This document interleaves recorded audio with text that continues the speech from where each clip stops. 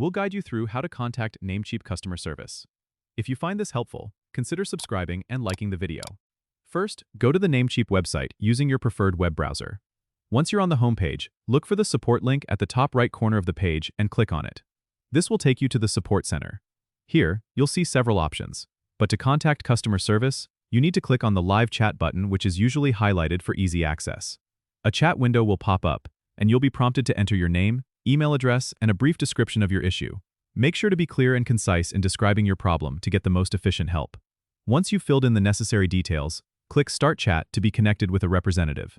If you prefer email support, scroll down the Support Center page and find the Submit a Ticket option. Click on it, and you'll need to log in with your Namecheap account. After logging in, you'll be directed to a form where you can provide detailed information about your issue. Choose the appropriate department from the drop-down list to ensure your ticket reaches the right team. After filling out all the required fields, click Submit to send your ticket. Namecheap's support team is known for its prompt responses, so keep an eye on your email for their reply. It's always a good idea to have any relevant account information or transaction details on hand when contacting support, as this can help resolve your issue more swiftly. Don't forget to subscribe and comment if this helped you out.